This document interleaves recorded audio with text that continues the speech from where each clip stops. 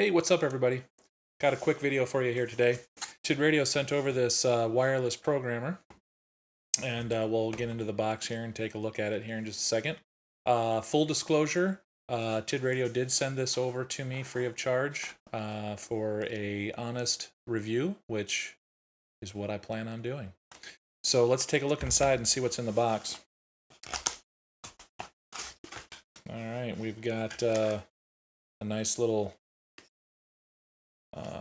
card here with customer support information on it, and some information on I guess where to download manuals and program software.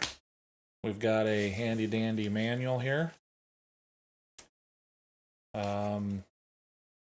Looks like some information on where to download the ODMaster software and how to use it. So that's probably some good information in there. And then we have a USB-A to USB-C cable for charging. And we have the TIDRADIO TDBL1 wireless programmer. So we'll take this information and throw it back in here, and we'll put this box to the side.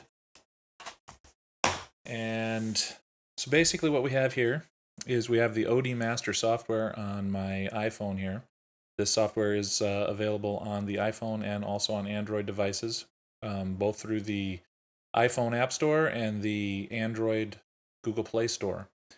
So basically, this app has a lot of other functionality that I'm not really going to go into right now. This is what comes up with the status display. Shows some information. TIDRADIO, I guess, can make announcements here, and there's also some people on here that are asking about questions about the software. I'm not really sure. Looks like they're sending a programming file over for certain things. There's a whole chat area of the program, and but we're going to be mainly focusing on this programming section of the software. That's pretty much all I ever use on it. So we can take I'm going to take a good old-fashioned UV-5R here. We're going to do programming on this first. So basically you just open up your side port there, plug it in where you normally plug in your programming cable, and then set this down here. And then we just connect to it. So the first thing we want to do is we'll select our brand of radio, Baofeng, and then we're going to select UV-5R. And then we're going to, first I have to make sure that this is on. So we turn that on. Now you'll see there's a little blue LED that's illuminated here. So it's ready to go. So we're going to say connect to Bluetooth. It's showing us now, it'll show you the TIDRADIO kit. And this is the MAC address for the receiver and Bluetooth. So we will connect. And here we go, we're connecting. Now we're connected. Now you'll see here it says we're connected to the kit at 9600 baud. So now we will click on read, and the progress bar now will move across the screen as it reads the information from the radio. You'll see the blue light flashing here on the device, and then also your little red light, green light will be going crazy here on the radio. So there we go. Now we've downloaded everything from the radio into the ODMaster software on the phone. And you've got two tabs here, channel and function. Function allows you to set a lot of the functions on the radio, your squelch level, timeout timers, your voice prompts, English, etc., etc. What color your receive and transmit LEDs are here on the Baofeng, your power on messages, etc., etc. Under channel, it starts off here on channel 0. If we hit the channel list here, now it'll show you that this UV-5R has 128 channels, starting at 0 and ending at 127. So we'll just use channel 1 as our example.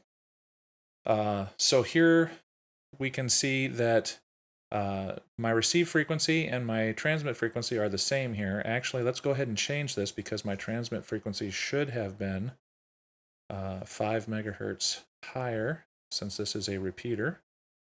We also have our CTCSS decode and encode. So here you can select from your CTCSS tones. This repeater uses 123 for both transmit and receive. We are on low power. You can select your bandwidth, wide or narrow. And then that's pretty much all we want to set. And then you can have a name for the channel. Now actually we can go back to the function. Let's see, can we set, if we want our channels to be,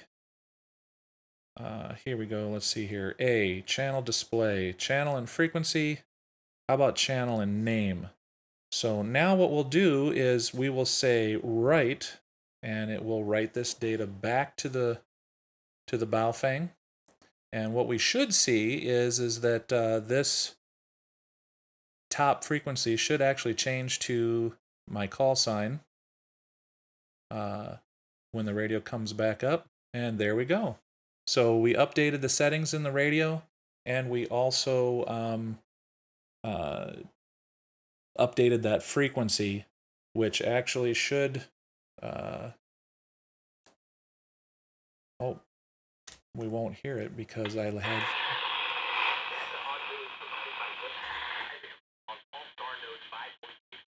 All right, so the repeater works.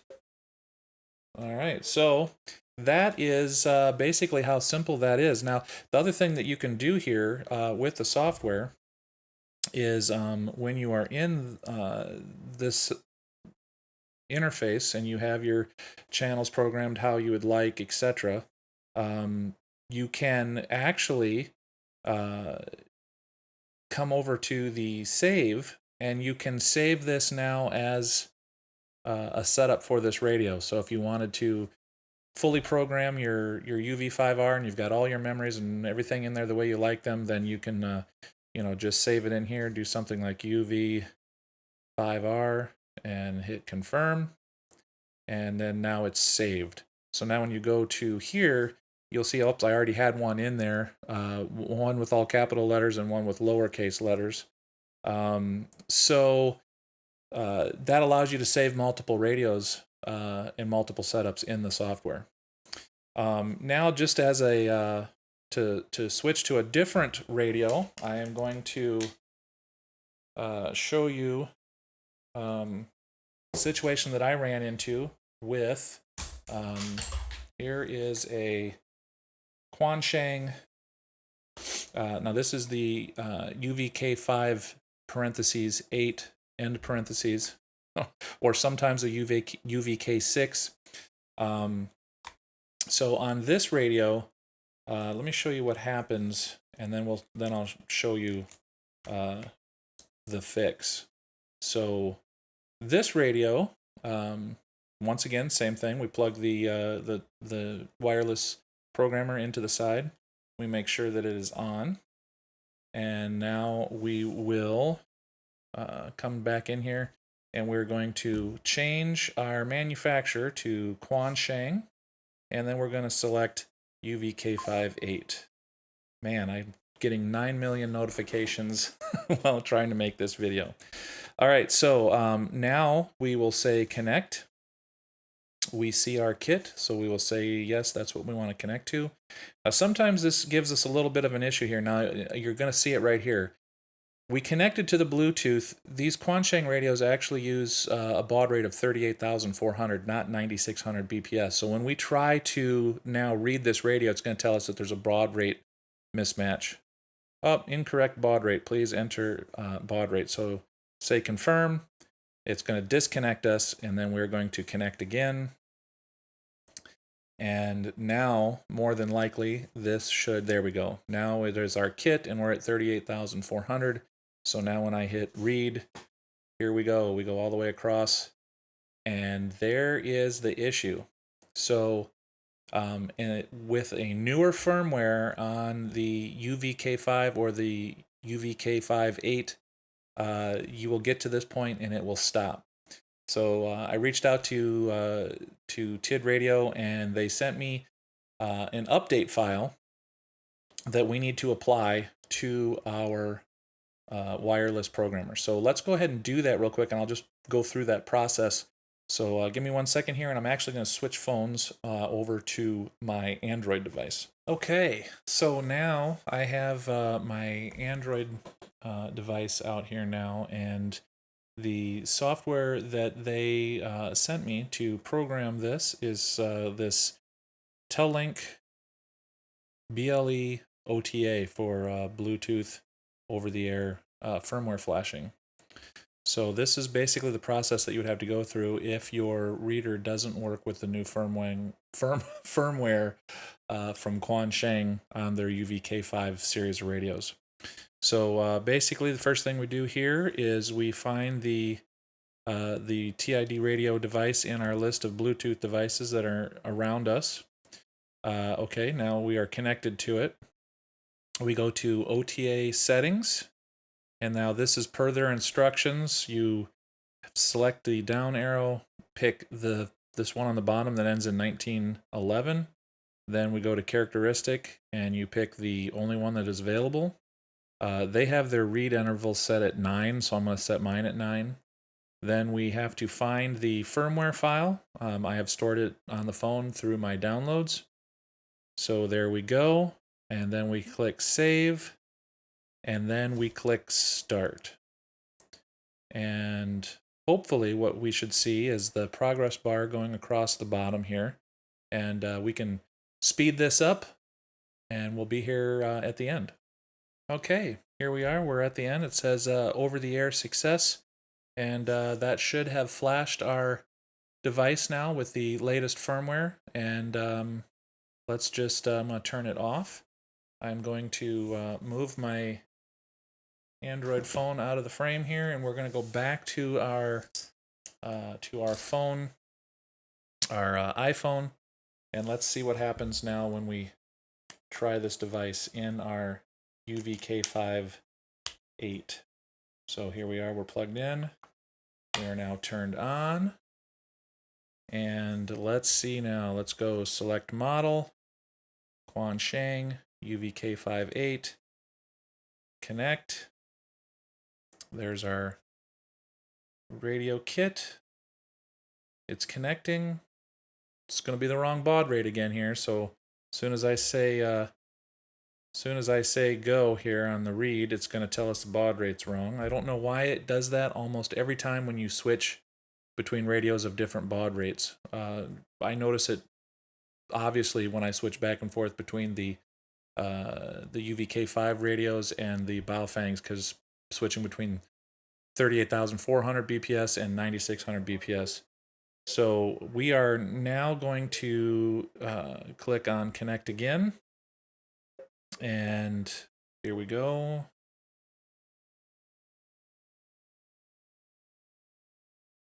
And now we're at 38,400. So now we're going to click read, and let's hope that it goes all the way across and we actually can read our file. Hey, just like they said. All right, so here we are. Same situation as the Baofeng. Obviously, the functionality of the software is pretty much the same. Okay, so basically here we are. Same thing here. Here's our functions for the radio. Obviously, they're going to vary a little bit from manufacturer to manufacturer. So here we have the ability to set our FM radio stations for FM reception, broadcast reception. We have DTMF for basically all of the settings that you would want to set here for DTMF functionality in the radio. We've got the NOAA weather radio auto scan, Vox levels, dual watch, basically all the features that you would find in programming this radio through other software. We have our startup screen here where it says welcome. Once again, we can go back into channels, and then on this radio we see channel 1 through 200 on this radio. So if we pick, let's go to channel 2. One of the functions of this software is supposed to be this ability to look up a repeater near you. So I might blur some of this out, but basically, if I come down here, you can see here I have my repeater, which is listed here with the frequency and a +5 megahertz shift. Now what's interesting to me is if I say import that to channel 2, and then I hit confirm, I exit out of this, and then I come back to channel 2,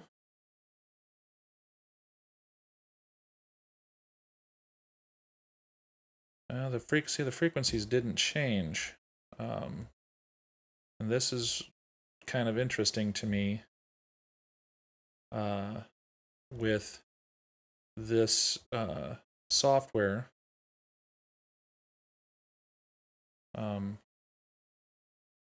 I didn't have any frequencies in this radio. I'm just working on the VFO, but when I go to the repeater function, let's try it one more time. We will come down here to my repeater, and we will say import to channel 1. Confirm. I think I bumped something. All right, channel 1. Import. Maybe that's what I didn't do the last time. I didn't click the import button. So there's a good tip. If you're going to use this repeater function, make sure that you select your repeater from the repeaters available. Import, this time I'll put it on channel 2, and then say confirm. And then when you're done, now because you could probably select multiple repeaters to put into multiple channels, then you'll click import at the bottom, and then it'll actually do it. So now here you'll see, this is the one problem that I do have, and I don't know where the problem is here, but you'll notice that it sets the receive frequency and the transmit frequency are set to the same frequency here. So I have to manually come in and update my transmit frequency. But everything else came in. My CTCSS tones, we'll go ahead and bump the power down to low. It's FM mode, and the name of the channel. So now we can just do a write, and here you can see we're writing to the radio, and there you go. Now the radio has been written, and let's see here if we can go to, we'll go down to, there it is, and there is the frequency that was input on through the software, and we're good to go. So we programmed the radio. So that is pretty much the functionality that I wanted to cover with this little programmer. It is very handy for doing exactly this. I think having this with you, and you want to update one of these little handhelds in the field, and you basically maybe want to update frequencies or change settings in your radio, and you don't want to try to go through all the menuing system in the radio, you can pop this in, make some changes, and you're good to go. Now I know that there was some concerns here in the past with the software. Where did it go? What did it do with your information? I did a little bit of digging myself. I was able to confirm that the new version of the software, I did some Ethernet packet sniffing through my iPhone on my local network here, and I watched the communication between the ODMaster software and their servers, and it is now it is run through an encrypted connection now. It uses HTTPS when talking with their server, so your username and password are now encrypted during the communication process with the server. They claim that the servers for this is in the United States. I did some digging on that as well, and I found a couple different things. I found one IP address because they have multiple IP addresses for the ODMaster.tid-radio.com, which is where the software talks to. And one IP address seems to be hosted in the CenturyLink network, and the other IP address that I came across says that it belongs to Alibaba Inc., which obviously I think that that is a the registrant's contact is in China, but it looks like they do have 2 data centers in the United States.